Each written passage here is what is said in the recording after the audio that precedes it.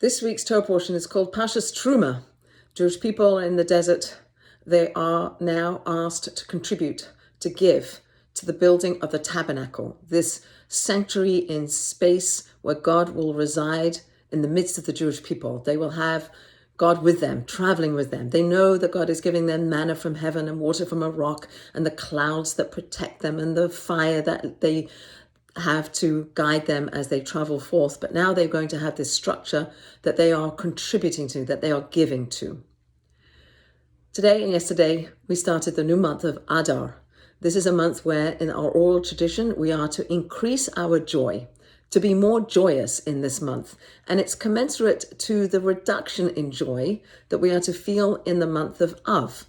The month of Av is the month within which the temples in Jerusalem were destroyed, where there's a retraction of God, so to speak.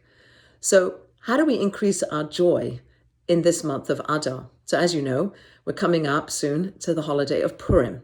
So what's happening in the story of Purim is that there's a whole confluence of events, and Esther ends up in the palace. She's hidden away until it becomes necessary for her to go to the king Achashverosh, who in partnership with Haman has decreed to kill all the Jewish people. And now Esther has to come out of hiding to reveal herself to Achashverosh, the king, so that he can annul the decree and the Jewish people will be saved, which is what happens. After many years of God orchestrating behind the scenes, such that in the blink of an eye, everything changes. It goes from dark to light. It goes from anticipated destruction to being saved. And the Jewish people are filled with joy. And Mordechai says in the Megillah, in the scroll that we read, that we are to give gifts and to be to each other and to give gifts of food and money and to take care of each other and to be filled with joy and to feast. So what are we increasing our joy? How do we increase our joy?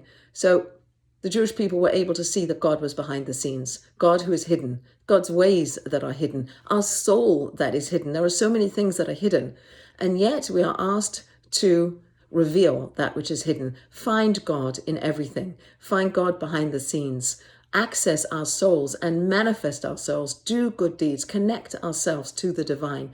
And when we do that, when we recognize God, when we partner with God to be good and do good in the world, we feel joy. There's an existential, deeply profound level of joy that comes from connecting ourselves to God through prayer, through divine acts of goodness, when we take care of each other, when we give gifts to each other, when we give to each other.